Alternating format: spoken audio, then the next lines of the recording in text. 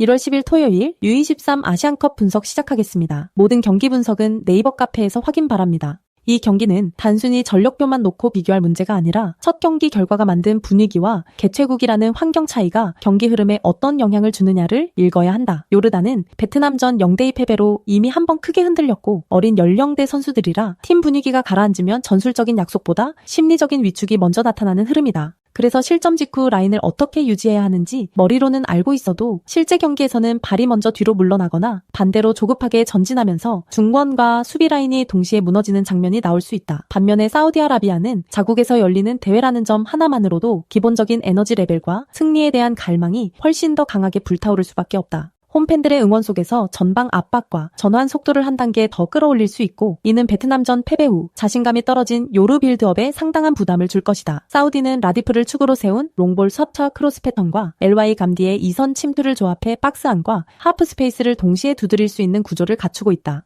여기에 세트피스 퀄리티까지 더해지면 코너킥, 파, 프리킥 한두 번만 정확히 맞아도 경기 흐름이 사우디 쪽으로 완전히 쏠리는 장면이 충분히 그려진다. 요르단 입장에서는 파쿠리의 개인 돌파와 역습 한두 번으로 반전을 노려야 하는데 팀 전체 템포가 가라앉은 상황에서는 그마저도 버티면서 이어가기가 쉽지 않다. 결국 경기 전반부에는 요르단이 실점을 의식해 라인을 낮게 가져가고 사우디가 점점 더 박스 근처에 머무는 시간이 길어지는 그림이 나올 가능성이 크다. 후반으로 갈수록 체력과 멘탈에서 차이가 벌어지면 세트피스와 세컨볼 경합에서 사우디가 더 많은 찬스를 가져가며 추가골을 노리는 흐름까지 이어질 수 있다. 종합적으로 보면 분위기, 동기부여, 세트피스 설계까지 모두 사우디 쪽에 유리한 요소가 더 많이 쌓여 있다.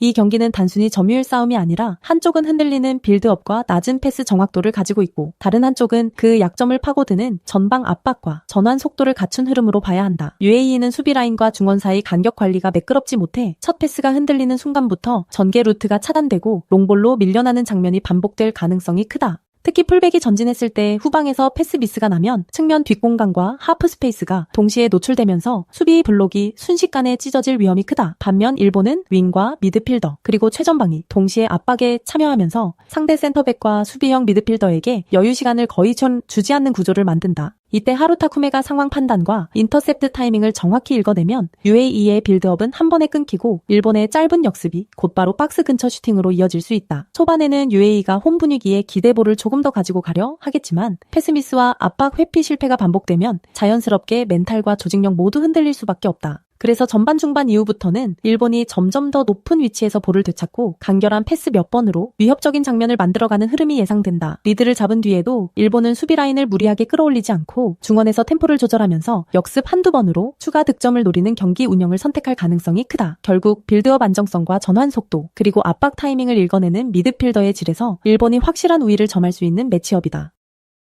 이 경기는 누가 더 공격적으로 나오느냐가 아니라 누가 더 오랫동안 자신이 원하는 느린 템포를 유지하느냐가 핵심 포인트가 되는 흐름이다. 레바논은 수비 라인을 페널티 박스 부근까지 깊게 내리고 수비형 미드필더가 그 앞에서 1차 방어선을 형성하는 구조로 조직적인 블록을 만들 가능성이 크다. 그래서 전반 초반부터 라인을 올려 압박을 거는 대신 대한민국이 공을 소유하도록 허용하면서 박스 근처에 촘촘히 서서 슈팅 각도를 최대한 제한하는 데 집중할 것이다. 여기에 레바논 특유의 노골적인 시간 끌기 작전까지 더해지면 파울 한 번 스로인 한 번마다 흐름이 끊기고 전후반 90분이 루즈하게 흘러가 버릴 공산이 크다. 대한민국 입장에서는 정재상에게 향하는 크로스와 강성진의 측면 돌파, 박현빈의 전환 패스를 통해 수비 블록을 조금씩 벌려 놓아야 하지만 상대가 워낙 깊숙이 물러서 있는 탓에 박스 안에서 완전히 열린 찬스를 만들기는 쉽지 않은 구조다. 그래도 점유율과 활동량에서 우위를 점할 수 있는 쪽이기 때문에 세트피스와 세컨볼 상황을 통해 유효 슈팅 수를 쌓아가는 쪽으로 흐름을 가져갈 가능성이 크다. 그럼에도 불구하고 반복되는 침대 축구와 느린 템포에 말려들면 어린 선수들의 집중력이 떨어지고 마지막 패스와 마무리에서 세밀함이 떨어지는 장면이 나올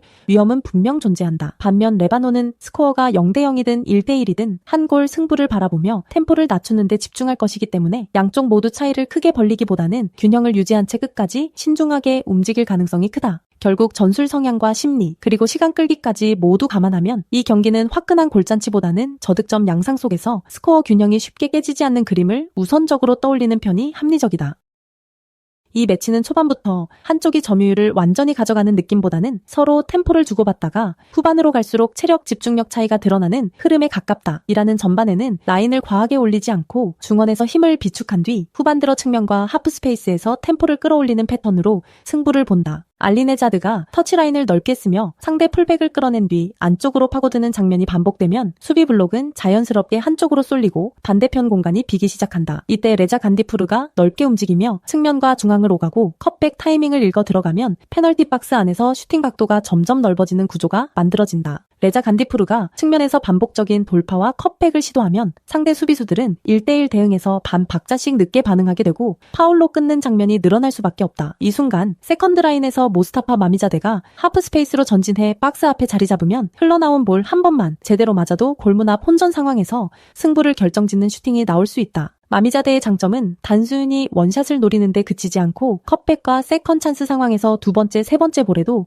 계속 관여하며 상대 수비를 지치게 만든다는 점이다. 우즈베키스탄은 4-3-3 구조를 유지하면서도 전환 상황에서는 윙어들이 빠르게 측면 깊숙이 파고들어 역습을 노리지만 결정적인 순간 마지막 패스의 완성도가 떨어지는 장면이 적지 않다. 또한 미드필더 라인이 압박을 나가는 타이밍과 수비 라인이 따라 나오는 타이밍이 어긋나면 중앙과 측면 사이에 넓은 공간이 생기면서 이란의 침투를 허용하는 그림이 그려질 수 있다. 이란 입장에서는 후반 60분 이후 강력이 벌어지는 구간을 노려 측면 돌파 컵백 하프스페이스 침투라는 자신들의 전형적인 패턴을 반복적으로 가져가면 위협 지수가 계속 쌓이게 된다. 반면 우즈베키스탄은 초반 15부터 20분에는 전방 압박과 속공으로 기회를 만들 수 있지만 시간이 지날수록 뒷공간 관리와 세컨 찬스 수비에서 피로도가 쌓이는 양상이 등장할 가능성이 크다. 세트피스에서도 이란은 알리네자드, 간디프르, 마미자데를 중심으로 리바운드 지점에 인원을 배치해 두 번째 볼을 슈팅으로 연결하는 데 능한 편이라 단순한 크로스 한 번으로 끝나지 않는 장면을 여러 차례 만들어낼 수 있다. 우즈베키스탄이 버티려면 중원에서 파울 관리와 라인 컨트롤을 통해 템포를 낮춰야 하지만 상대가 후반에 템포를 끌어올리는 타입일수록 파울, 누적과 카드 위험이 함께 커진다는 부담이 있다. 결국 이 경기는 누가 더 오래 간격을 유지하면서도 후반에 템포를 한 번 더 끌어올릴 수 있는지의 싸움이고 후반 막판 상대 진영 깊숙한 구역에서 볼을 오래 머무르게 할 수 있는 팀에게 유리한 그림이다. 이 구조까지 감안하면 하프스페이스 침투와 컵백 패턴이 정교해지는 이란 쪽이 경기 후반으로 갈수록 기대 득점과 실제 득점 모두에서 우위를 점할 가능성이 더 높다. 네이버 카페에 오시면 전 경기 분석글 확인하실 수 있습니다. 구독, 좋아요 누르시고 보다 빠르게 분석글 받아보시기 바랍니다. 감사합니다.